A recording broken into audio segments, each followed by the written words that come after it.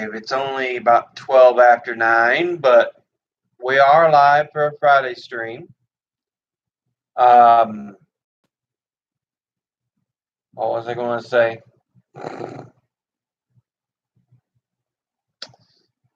Well, I was going to say something, but who knows? It's went up my mind. But let's start off with today's news. News. Oh yeah, computer's running a bit slow. I think that was what I was going to say. So bear with me a bit. I probably should have restarted it. Florence, now a tropical storm, still poses catastrophic flood threats. So it's no longer even really a hurricane, it's a tropical storm. I don't even think it's hit land yet. No, it's hit South Carolina. Okay.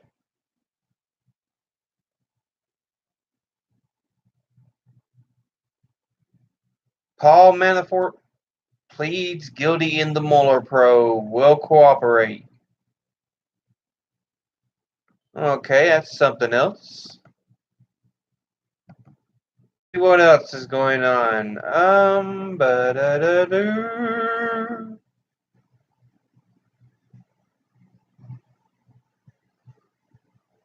Michael Avenatti to the 2020 Dems. Stop ducking Fox News.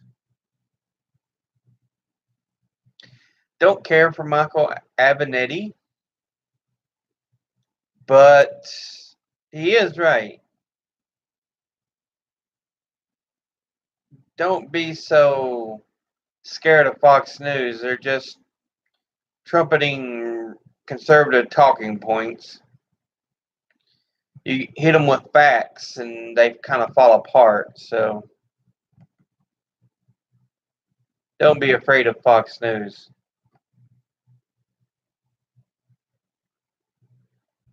Trump orders further China tariffs. Really?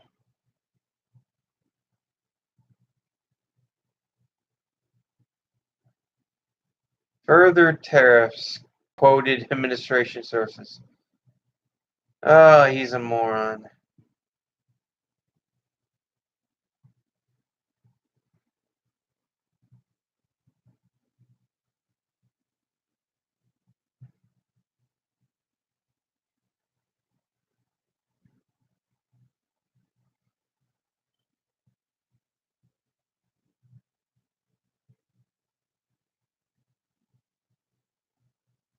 Blah, blah, blah. Just looking over the notes.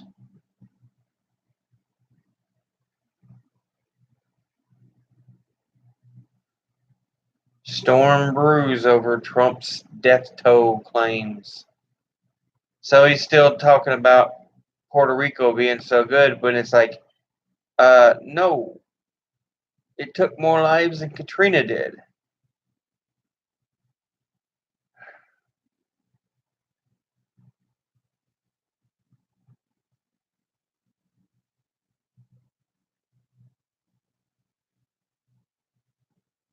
A senior U.S. border official told news site Politico that Canadians in the burgeoning sector could be deemed inadmissible to the U.S. for selling pot. We need to go ahead and sell pot too. I mean, you know the money we could be making off the sales and purchase of marijuana?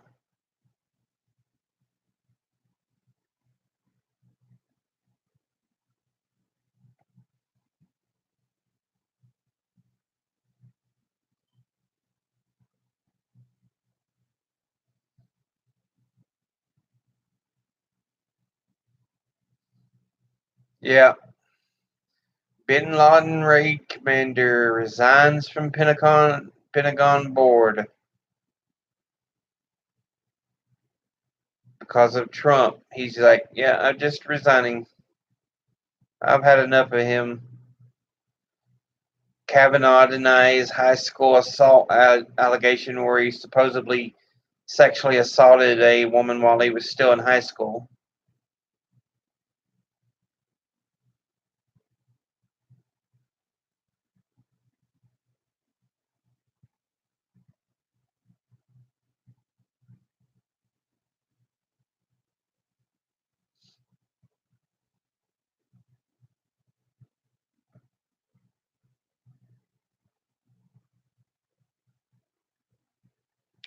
Elon Musk makes another space tourism promise.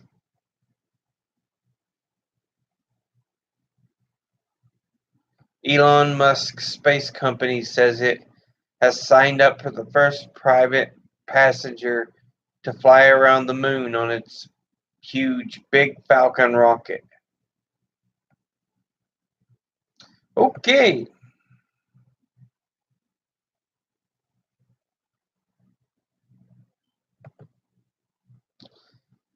there's kind of the day's headlines.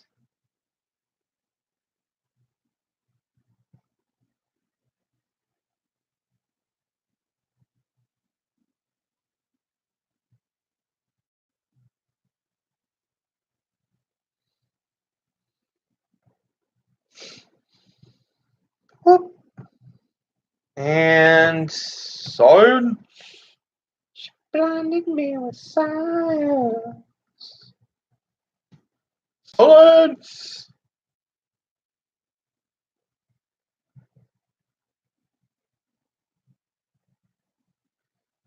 Let's see.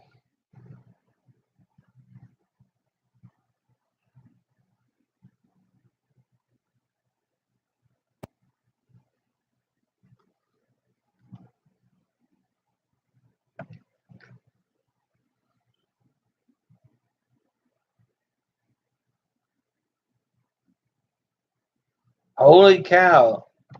The Republican House actually passed a bill that was scientific. House passes bill to advance quantum science in the U.S. Holy cow. I am shocked they actually did anything dealing with science. Holy moly.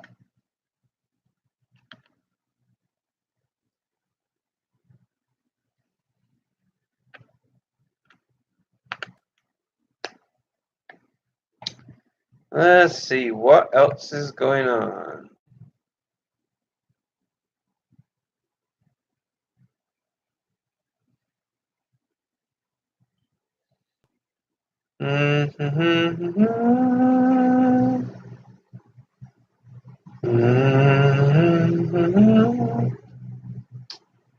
Solar observatory remains closed. The AURA manages the site for the National Science Organization, a National Science Foundation funded group. The New Mexico State University in Las Cruces leads. But yeah, remote solar observatory remains closed after a mysterious evacuation.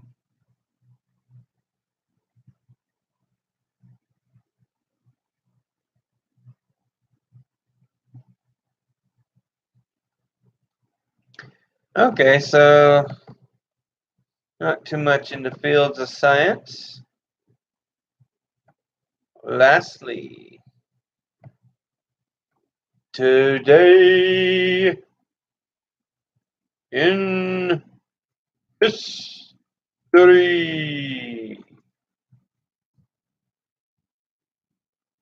Story. The 14th day of September. Why are you giving me September 15th? I guess it's so late in the day, but yeah. The 14th day of September.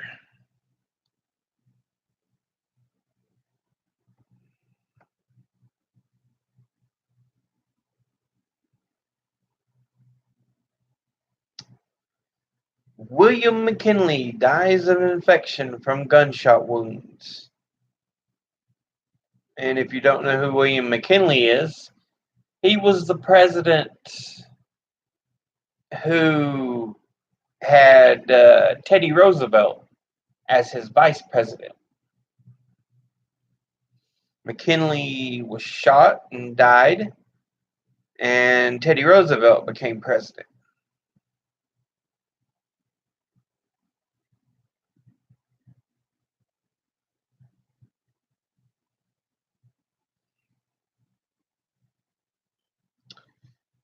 What else?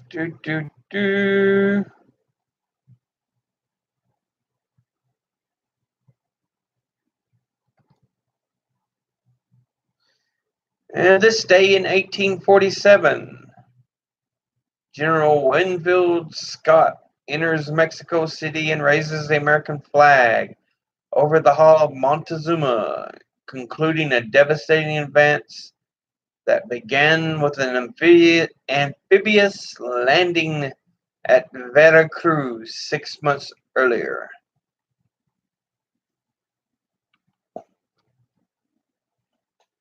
This day in 1955, Little Richard records Tutti Frutti, oh Rudy, Tutti Frutti, oh Rudy.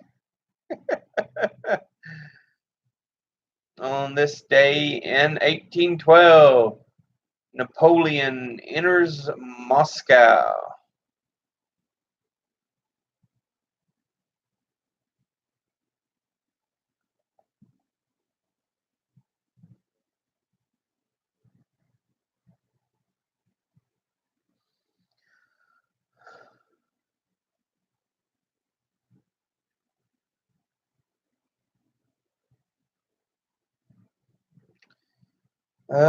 This day in 1965, the South Vietnamese forces and the U.S. advisors conduct a parachute assault into the Binh Cat region 20 miles north of Saigon.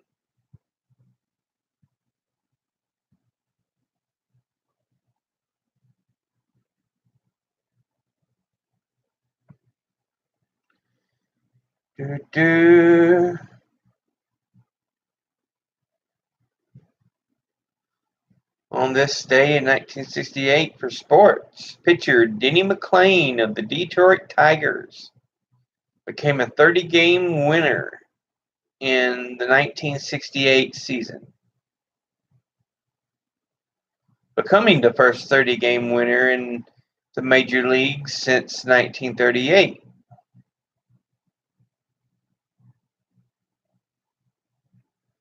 As we discussed, on this day in 1901, President William McKinley does die from gunshot wounds.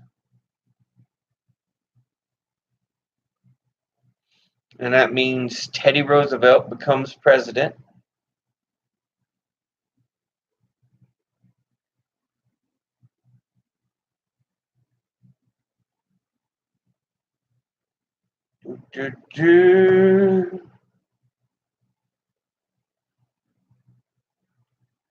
On this day, writer John Steinbeck was presented with the U.S. Medal of Freedom.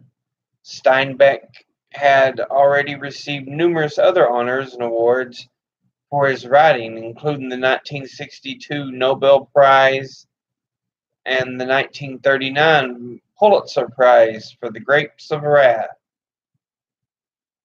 But it was on this day in '64 he won the Medal of Freedom.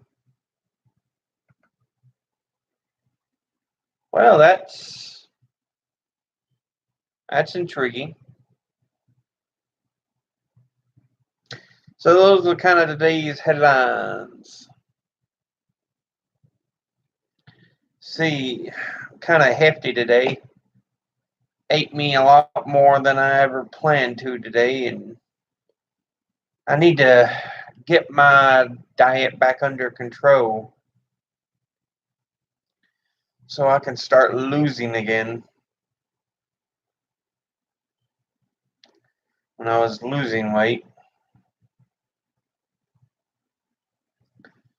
Let's see.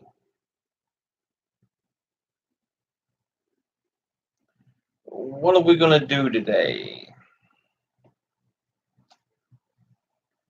Well,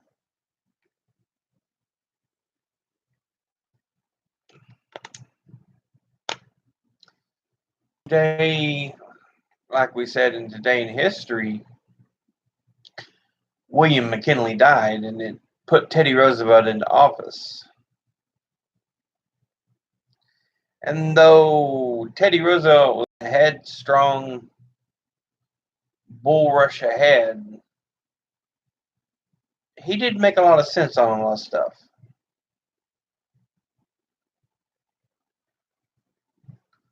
Some of the things he did wasn't too,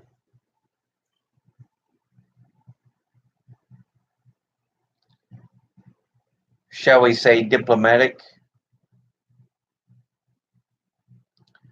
But he would go on and serve 2 terms as president. And his own vice president, William Howard Taft, would serve as the president. Teddy Roosevelt was known for, they claimed he said, walk softly and carry a big stick, because he was known for breaking up monopolies. But it turns out his own vice president broke up more monopolies when he became president.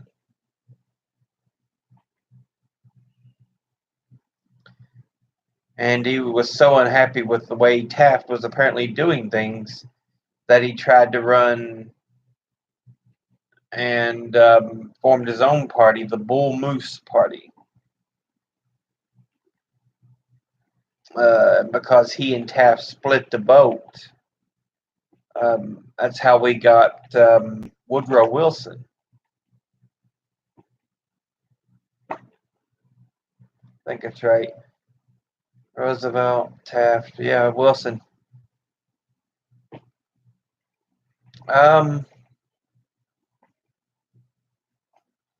Taft, even though he's kind of made fun of for being the heaviest president, he's like, oh, he got stuck in the White House bathtub.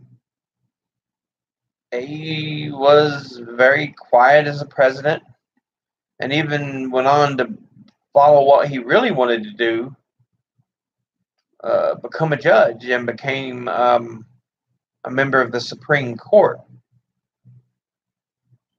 after he was president.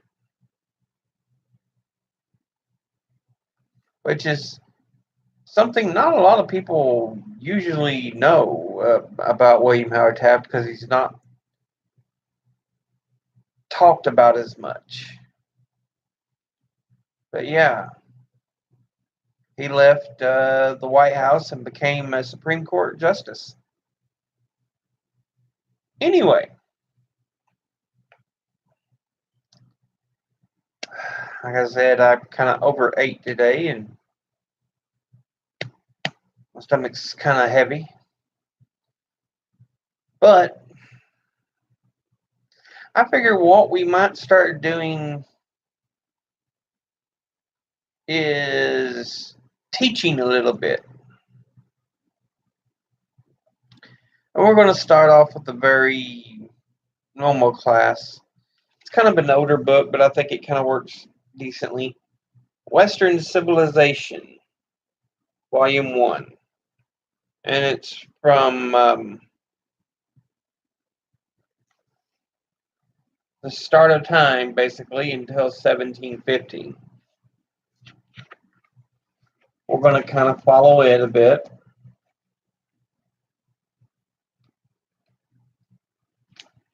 But yeah, I've had this book for a while, so it's probably a little out of date. Yeah, copyright 2005 and 8.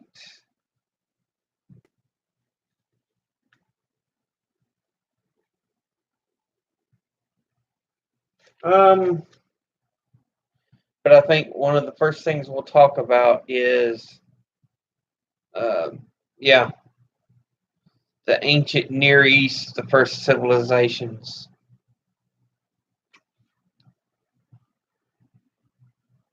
which, if you know anything, which I think they've added a few since, but it used to be centers of civilizations used to center around the rivers. The Nile in Egypt, the Mesopotamian river valley between the Tigris and the Euphrates, and what is modern day Baghdad. Around, I'm wanting to say it's the Yellow River in China.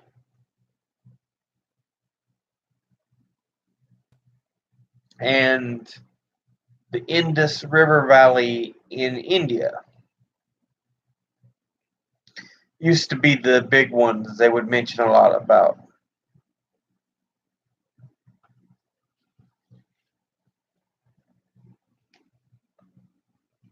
I know those used to be like the four major spots they said civilization kind of sprang from.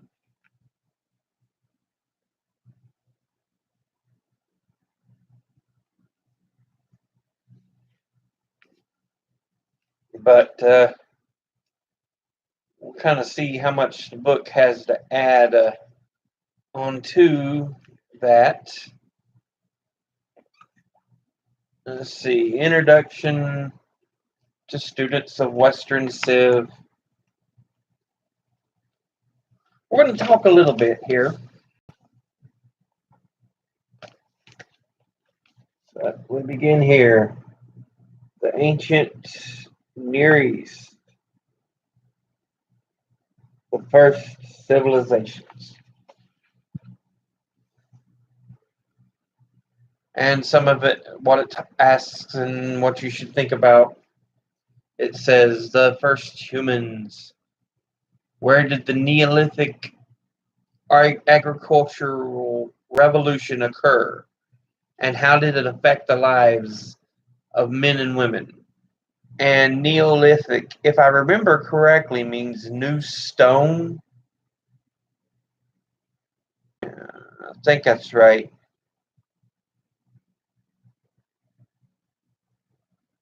But yeah. So you have, I think it's the Paleolithic and the Neolithic. Let me look that up and make sure. Neolithic.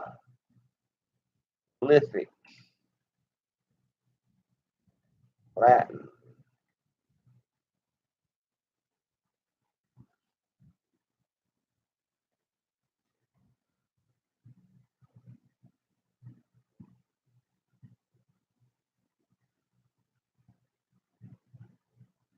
New Stone Age.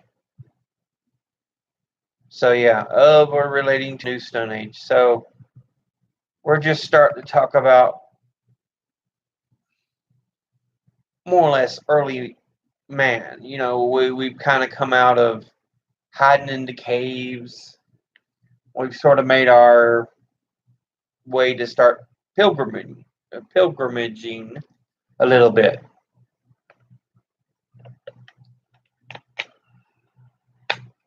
Because whenever you hear the word neo onto a word, it's usually a Latin word, and it means new, is what neo means. So yeah, new Stone Age, Neolithic. But anyway, let's continue on. The emergence of civilization. What are the characteristics of civilization? And what are some explanations for why civilization emerged? Now, think about that. What are the characteristics of each civilization? What are some explanations of why these early civilizations emerged? Civilization in Mesopotamia. How are the chief characteristics of civilization evident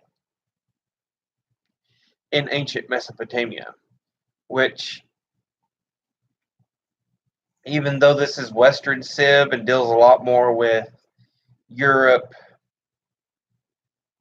and the United States, most scholars feel that much of the roots are in the Mesopotamian River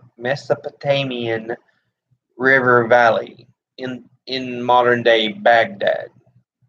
When you talk about the roots of Neolithic, Paleolithic,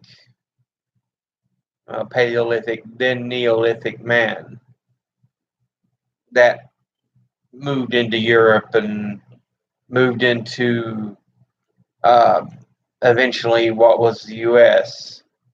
Although some say there might have been a little bit of movement from the Nile River Valley, but most of it was what we pay attention to, the Mesopotamian. So, and the Egyptian civilization, the gift of the Nile. What were the basic features of the three major periods of Egyptian history? What elements of continuity are there in the three periods? What is their major differences? So, like I said, Mesopotamian and Egyptian, those are kind of where your Western civilization is kind of, well, I guess you would want to say spotlighted from the Stone Age. Let's see. In what ways were the civilizations of the Mesopotamia and Egypt alike? In what ways were they different?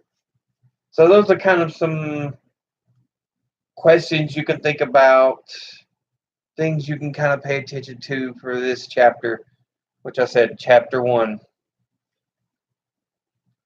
But they show an image here, the ruins of the ancient Sumerian city of Uruk. There we go.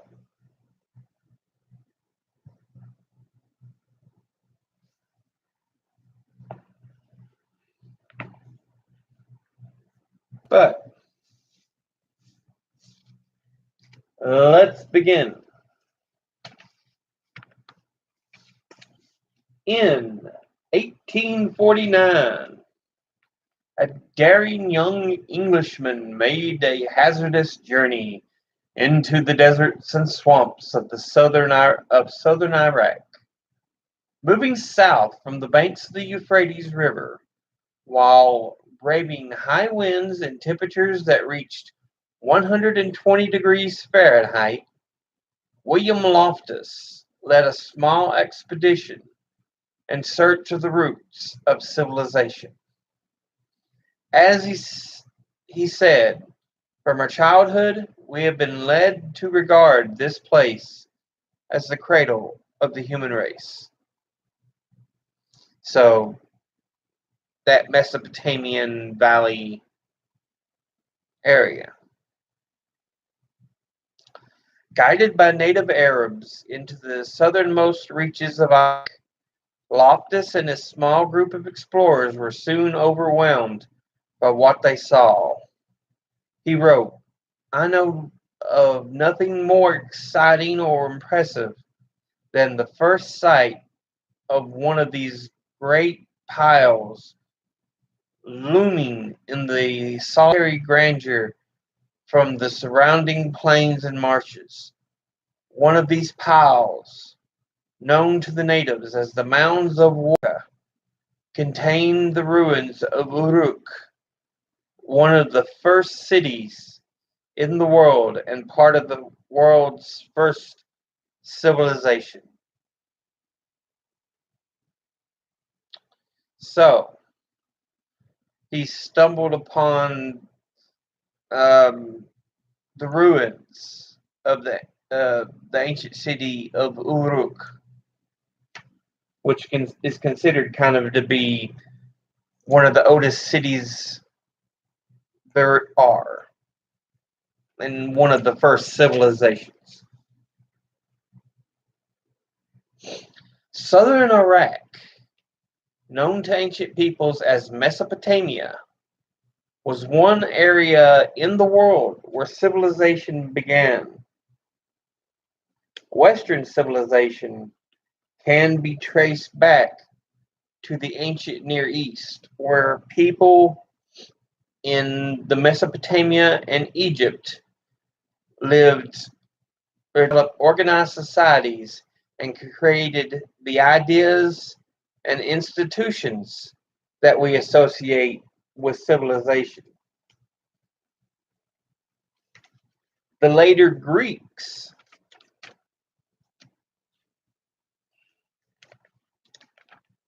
and Romans, who played such a crucial role in the development of Western civilization, were themselves nourished and influenced by these older societies in the Near East. It is appropriate, therefore, to begin our story of Western civilization in the ancient Near East with the early civilizations of Mesopotamia and Egypt. Before considering them, however, we must briefly examine prehistory and observe how human beings made the shift from hunting and gathering to agricultural communities and ultimately to cities and civilization.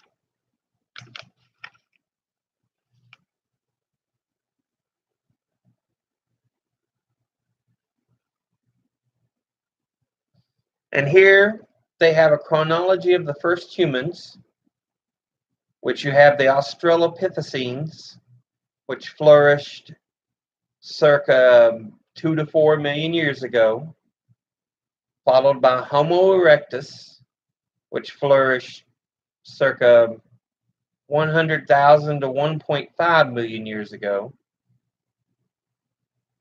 and then Homo sapiens, which were kind of split between the Neanderthals, who flourished circa 100,000 to 30,000 BC, and the Homo sapiens, who emerged circa 200,000 BC.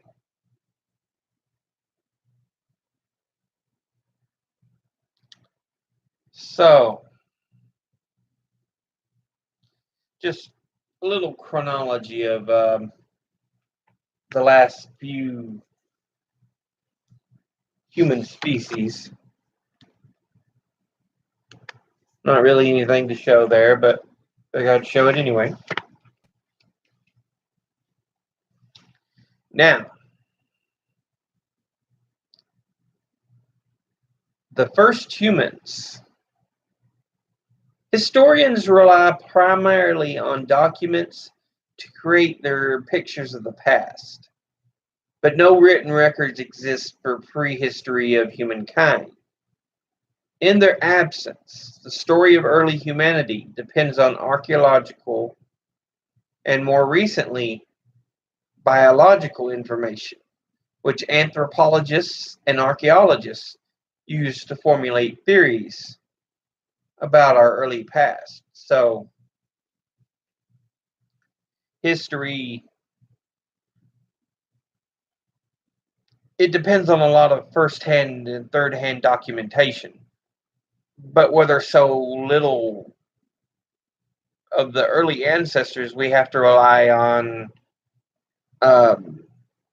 what archaeologists and anthropologists kind of discover. And so these are kind of the fields of pre-documentation. We'll say the fields of the study of people pre-written word or written symbology, I guess would be more precise. The earliest human-like creatures, known as hominids, existed in Africa as long as 3 to 4 million years ago. Known as Australopithecines, they flourished in East and South Africa and were the first hominids to make simple stone tools. So, not much of a development, but it's big for the time. You don't think too much of it, but okay, you suddenly have a way to use tools to make carvings, to smash stuff up. And it opens a lot of new doors. A second stage in early human development occurred around 1.5 million years ago when Homo erectus, upright human being, emerged. Homo erectus made use of larger and more varied tools and was the first hominid to leave Africa and move into both Europe and Asia. So here we have the great exodus from what's considered the cradle of civilization, Africa. And so they're traveling into Asia, into Europe, and the belief of a lot of scientists is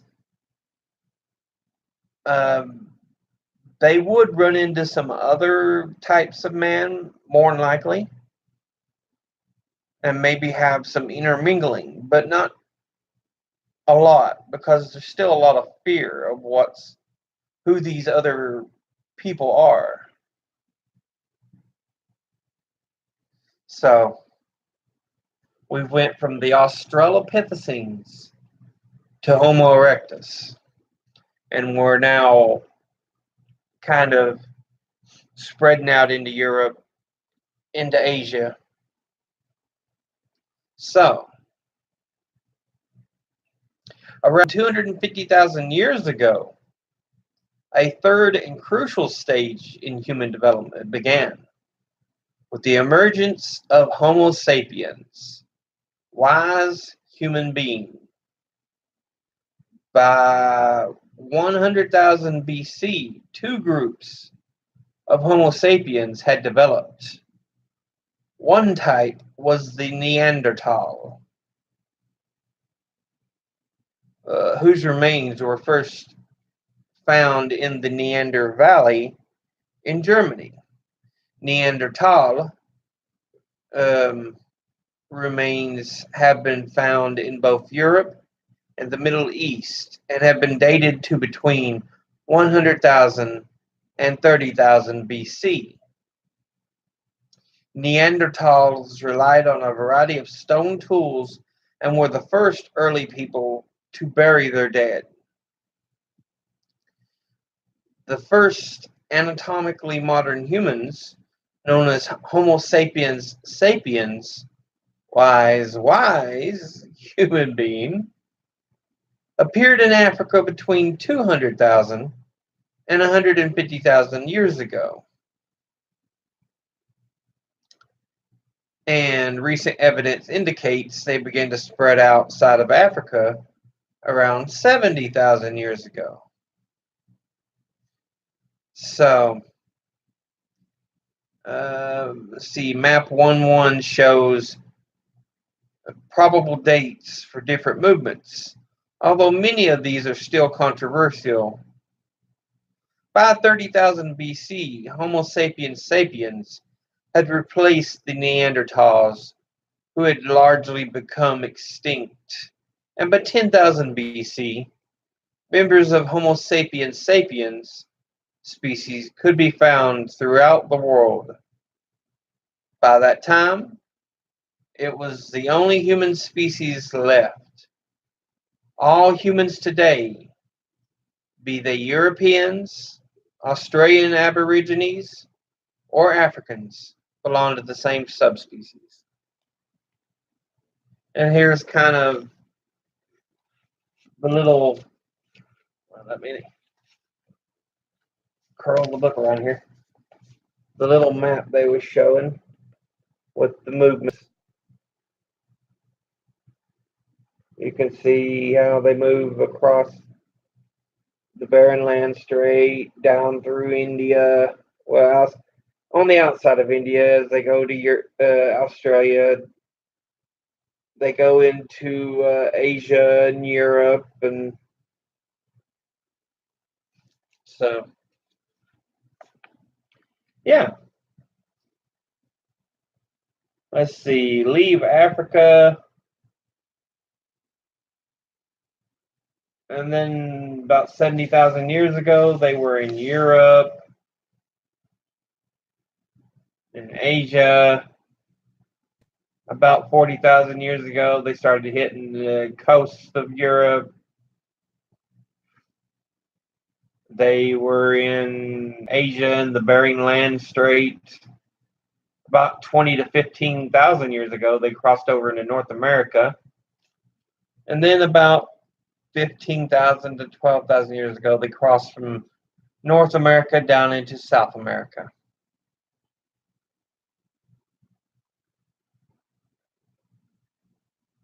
So, yeah.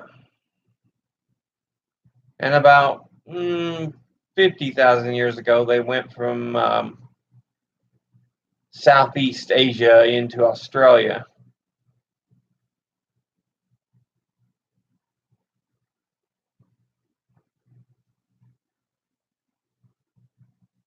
But it says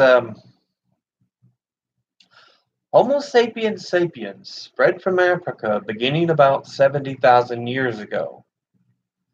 Living and traveling in small groups, these anatomically modern humans were hunter-gatherers. Although groups of people advanced beyond their hunting grounds at the rate of 2 to 3 miles per generation, this was enough to populate the world in tens of thousands of years. Given that some of the diffusion of humans occurred during ice ages, how would such climate change affect humans and their movements, especially from Asia to Australia and Asia to North America? And you would have to imagine that climate change, like, say, the freezing of some of the land masses, it would slow them down, but it would open up ice land bridges, like between the northern end of North America and the northern end of Europe. So that may be open to some people. It would open the Bering Strait between Asia and, well, right there at Kamchatka and Alaska. It would open up that little stretch.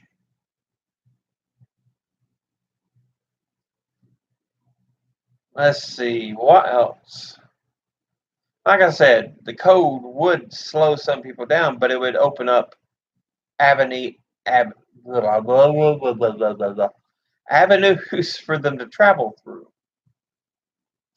Now, the hunter-gatherers of the Old Stone Age. Some of the basic distinguishing features of the human species is the ability to make tools. The earliest tools were made of stone, and the term Paleolithic, Greek for Old Stone Age, is used to designate the early period of human history, 2.5 million to 10,000 BC. For hundreds of thousands of years, humans relied on hunting and gathering for their daily food.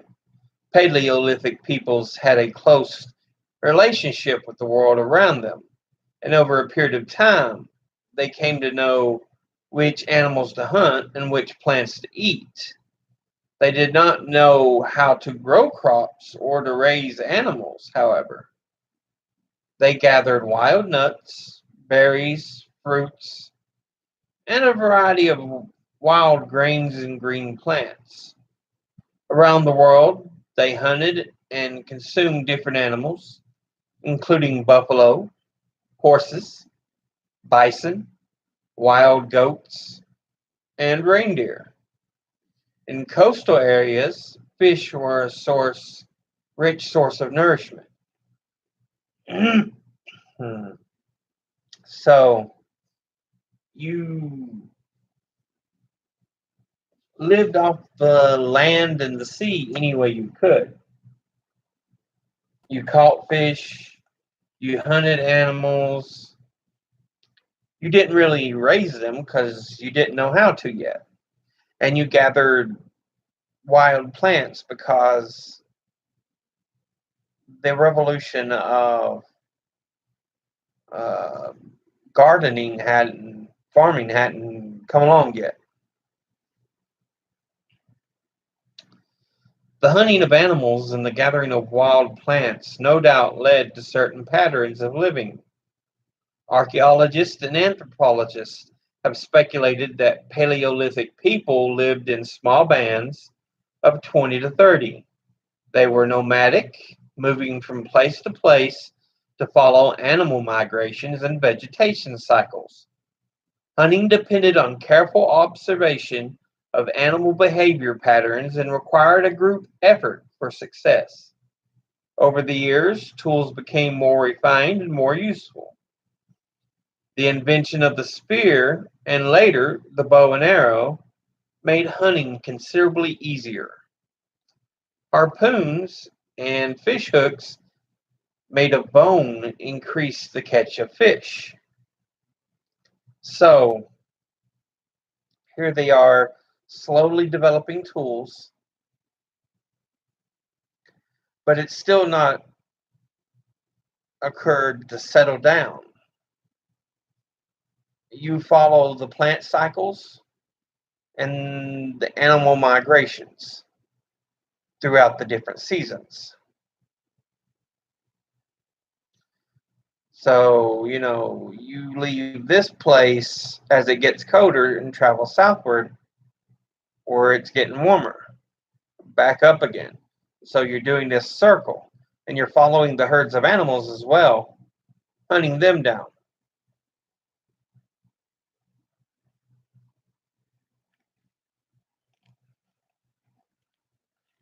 Both men and women were responsible for finding food. The chief work of Paleolithic people, um, since women bore and raised the children, they generally stayed close to the camps, but they played an important role in acquiring food by gathering berries, nuts, and grains. Men hunted wild animals, an activity that took them far from camp. Because both men and women played important roles in providing for the band's survival, scientists believe that a rough equality existed between men and women. Indeed, some speculate that both men and women made the decisions that affected the activities of the Paleolithic band. So there wasn't really a gender um, separation. Both men and women had kind of equal power because they both took part in finding food and taking care of their little group of people. Some groups of Paleolithic people, especially those who lived in cold climates, found shelter in caves. Over time, they created new types of shelter as well. Perhaps the most common was a simple structure of wood poles or sticks covered with animal hides. The systematic use of fire which archaeologists believe began around 500,000 years ago, made it possible for the caves and human-like structures to have a source of light and heat. Fire also enabled early humans to cook their food, making it taste better, last longer. In the case of plants such as wild grain, easier to chew and digest. So, about 500,000 years ago, you're traveling around Africa. You're looking all about for prey, for plants, whatever. And you begin to use fire for different purposes. And like I said, a lot of people stayed in caves and other simple structures. The making of tools and the use of fire, two important technological innovations of Paleolithic peoples, remind us how crucial the ability to adapt was to human survival. But Paleolithic peoples did more than just survive. The cave paintings of large animals found in southwestern France and northern Spain bear witness to the cultural activity of Paleolithic peoples. A cave discovered in southern France in 1994, known as the Chauvet Cave, after the leader of the expedition that found it, contains more than 300 paintings of lions, oxen, owls, panthers, and other animals. Most of these other are animals that Paleolithic people did not hunt, which suggests that some scholars that the paintings were made for religious or even decorative purposes. The discoverers were overwhelmed by what they saw. There was a moment of ecstasy that they overflowed with joy and emotion. These were moments of indescribable madness. And you think, well, that is a pretty simple thought now that they would have seen all these animals and they would have painted it. But back then it's like, why? Why would they do this?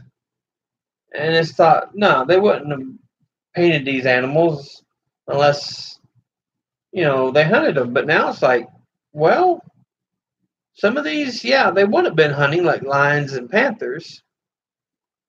They probably just did them for religious ceremonies or for pure decoration. So the Neolithic Revolution, 10,000 to 4,000 BC. The end of the last ice age, around 10,000 BC, was followed by what is called the Neolithic Revolution, a significant change in living patterns that occurred in the New Stone Age. Neolithic is Greek for new stone. Okay, so it wasn't Latin, it was Greek. The name New Stone Age is misleading, however, although Neolithic peoples made made a new type of polished stone axe. This is not the major change that occurred after 10,000 BC. An agricultural revolution. The biggest change was the shift from hunting animals and gathering plants for sustenance to producing food by systematic agriculture. The planting of grains and vegetables provided a regular supply of food, while the taming of animals such as sheep, goats, cattle, and pigs added a nearly steady source of meat, milk, and fibers, such as wool for clothing. Larger animals could also be used as beasts of burden. The growing of crops and the taming of food producing animals created a new relationship between humans and nature. Historians speak of this as an agricultural revolution. Revolutionary change is dramatic and requires great effort, but the ability to acquire food on a regular basis gave humans greater control over their environment. It has also allowed them to give up their nomadic ways of life and begin to live in settled communities. Now, remember, we just mentioned in the Paleolithic era, they would circle and follow the bands of animals to hunt, and the agricultural changes for grains and berries depending on the seasons, and would kind of follow those lines. And that's how they kind of kept fed. Now, all of a sudden, not only did you hunt, you trained these animals, you kept them for food, for recreation, for other forms of burden, more or less. And you learned how to farm, which now you could plant your own fruits and vegetables and grains. And that was a huge change.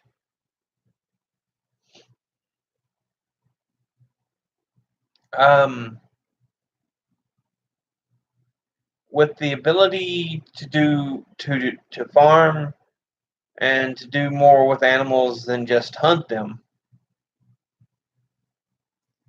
it allowed people to settle down.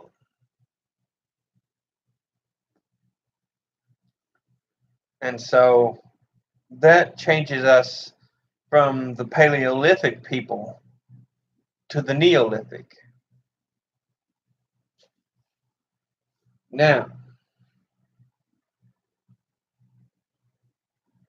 systematic agriculture probably developed independently between 8,000 and 7,000 BC in various parts of the world. Different plants were cultivated in each wheat, barley, and lentils in the Near East, rice and millet in Southern Asia, millet and yams in Western Africa, and beans, potatoes, and corn in the Americas. The Neolithic agricultural revolution needed a favorable environment. In the Near East, the upland areas above the Fertile Crescent, or present-day Iraq and southern Turkey, were more conducive to systematic farming than the river valleys.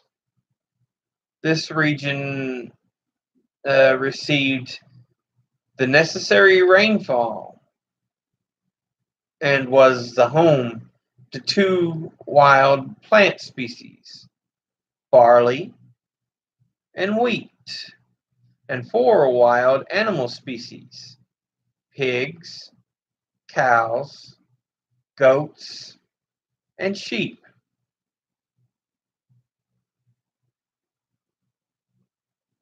That humans eventually domesticated.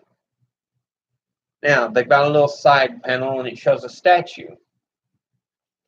It says, Statue from Ain Ghazal.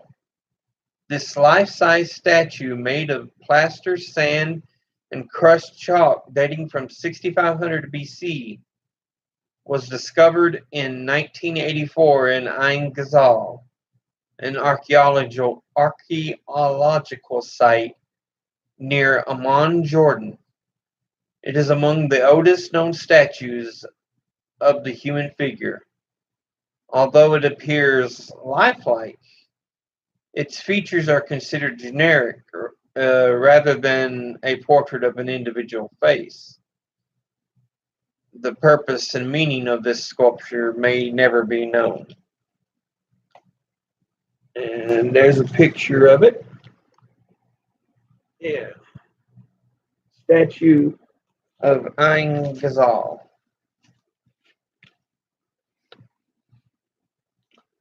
Let's see.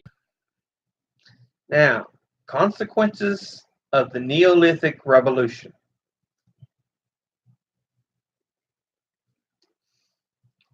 The growing of crops on a regular basis gave rise to more permanent settlements, which historians refer to as Neolithic farming villages or towns.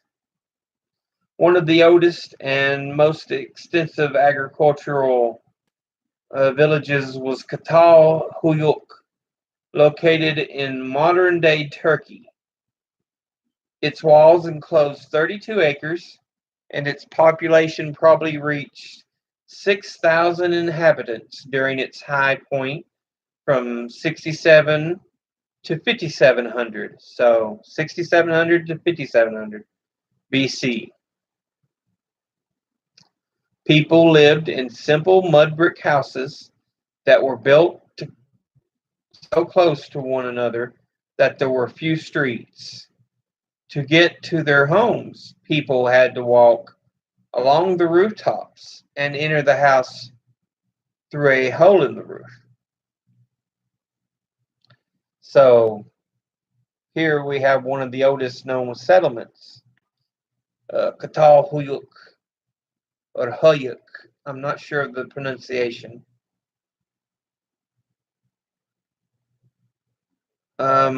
But yeah, about 6,000 inhabitants at its largest point.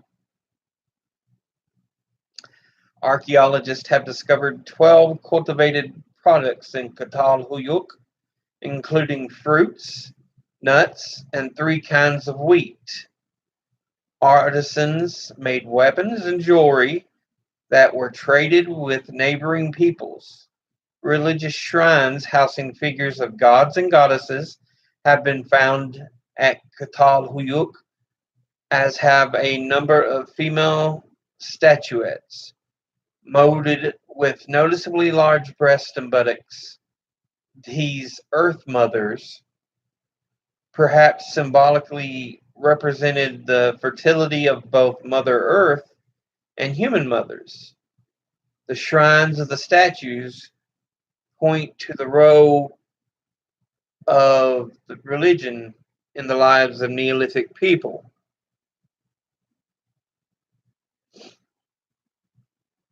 So we're starting to see the statuettes of recognition to the mother figure. Give me a second here. I got some notifications on one of my social media platforms. I gotta check and see what it is.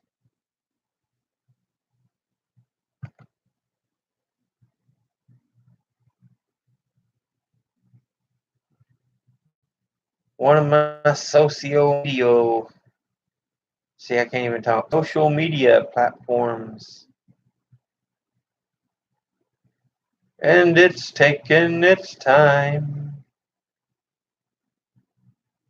Thinking away. Oh, what can I do? What can I say? reacted.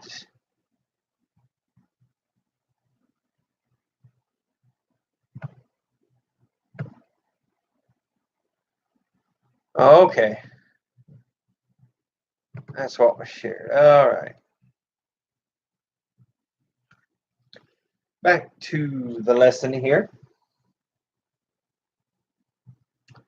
The Neolithic Revolution had far-reaching consequences. Once people settled in villages or towns, they built permanent houses for protection and other structures for the storage of goods. As organized communities stockpiled food and accumulated material goods, they began to engage in trade. People also began to specialize in certain crafts, and the division of labor was developed. Pottery was made from clay and baked in a fire to make it hard. The pots were used for cooking and to store grains. Woven baskets were used for cooking and to store. Sorry, woven baskets were also used for storage. Stone tools became refined as flint blades were employed to make sickles for hoes and hoes for use in fields. In the course of the Neolithic age, many of the food plants still in use today began to be cultivated. Moreover, fibers from plants such as flax were used to make thread that was woven into cloth. So we start to see the developments of our modern age, the making of clothes, the making of pottery, baskets, um, farming, and a number of other multiple labors that can be divided. And you no longer had to depend upon everyone in the village to do this and that and this and that. You suddenly had someone had a job, they didn't have to do everything. So,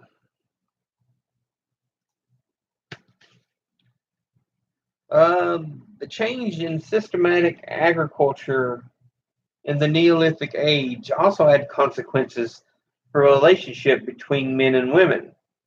Men assumed the primary responsibility for working in the fields and herding animals, jobs that kept them away from the home. Although women also worked in the fields, many remained behind to care for the children, weave clothes, and perform other tasks that required labor close to home. In time, as work outside the home was increasingly perceived as more important than work done at home, men came to play the more dominant role in society, a basic pattern that would persist until our own times. So you start to seeing the division in genders. Um, our other patterns set in the Neolithic age also proved to be enduring elements of human history. Fixed dwellings, domesticated animals, regular farming, a division of labor, men holding power. All of these are part of the human story. For all of our modern scientific and technological progress, human survival still depends on the growing and storing of food, an accomplishment of people in the Neolithic age. The Neolithic Revolution was truly a turning point in human history. Now, we know, like I said, it starts showing the division in gender. That doesn't mean all women were relegated to the back burner. In some villages, in some cultures, you had, even though men might have done the same thing as far as the outside work. It might have been led by women, or it might have been split between men and women. But for a lot of the location they're talking about in ancient Mesopotamia, there were a lot of um,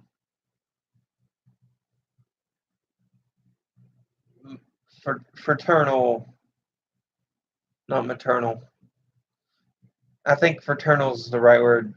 Fraternal societies. But yeah, and we're going to go over one last piece here before we stop it. All right, new developments. Between 4000 and 3000 BC, a significant um, significant technical developments began to transform the Neolithic towns. The invention of writing enabled records to be kept, and the use of metals marked a new level of human control over the environment and its resources. Already, before 4000 BC, craftspeople had discovered that certain rocks could be heated to liquefy metals embedded in them. The metals could then be cast in molds to produce tools and weapons that were more refined than stone instruments. Although copper was the first metal to be made into tools after 4000 BC, craftspeople in Western Asia discovered that combining copper and tin created bronze, a much harder and more durable metal than copper. Its widespread use has led historians to call the period from 3000 to 1200 BC the Bronze Age. Thereafter, bronze was increasingly replaced by iron. And then you combine iron and another metal and you make steel. But yeah, you begin to see how this begins to take effect. And here we start getting into the age of the ancient Greeks.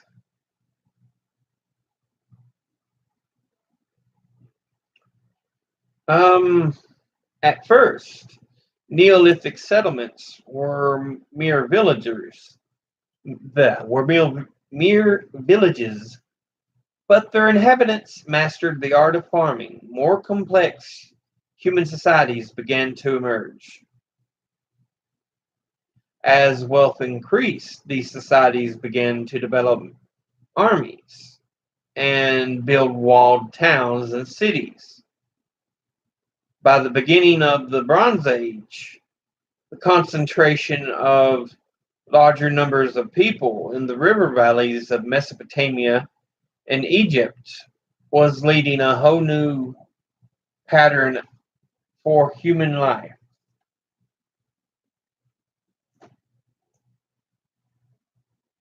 And so that's kind of where we'll stop. We've seen the development of human civilization from the birth in Africa to spread out into Asia and Australia, Europe, and as well as North America. And with the Bronze Age, you'll start seeing such civilizations as the Greeks.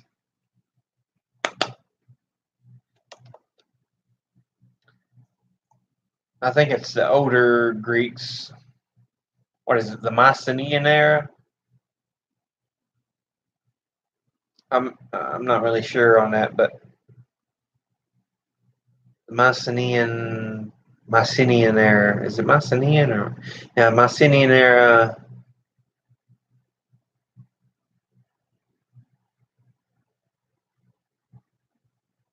There's another era in Greek history.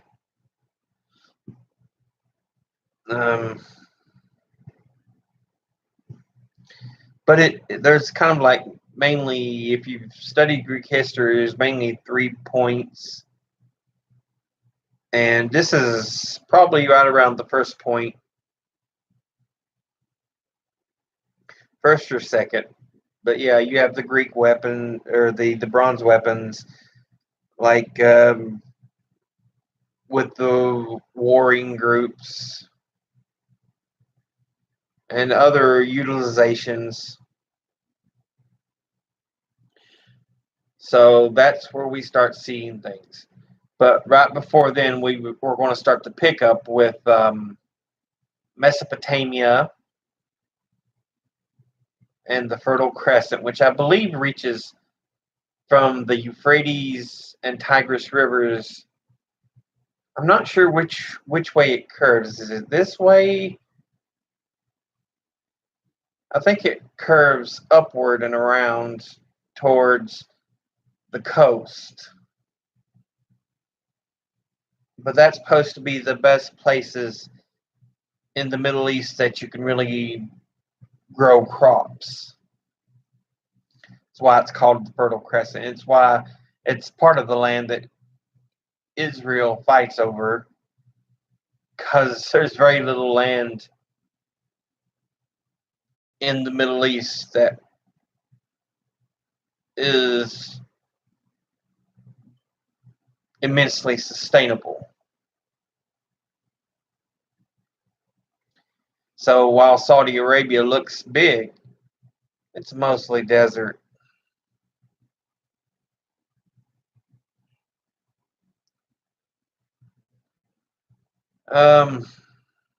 But yeah.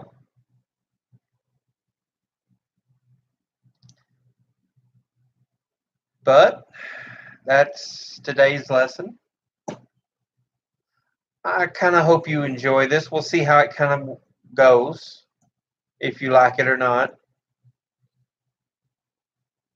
I really wish YouTube wouldn't kind of like leave me on the back burner, just because I may talk about things they may not necessarily like. I think some of it's because I am a bit progressive in the ways I talk about things.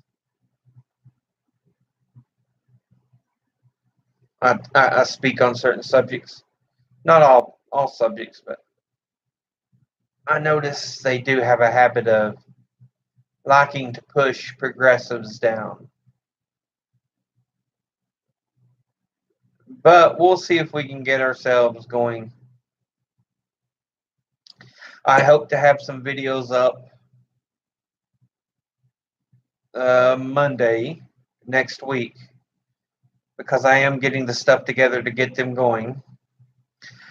It's, as I've said before, it's been a while. The flags of the U.S. territories. We're also doing, I'm going to try to see if I can put together a video of world leaders. And see if we can do that. But I do want you to know I love y'all. You are cared for. You are cared about. As always, educate thyself. Read, study, learn. And I'll try to be back Monday and see what we can do. See you then. Later.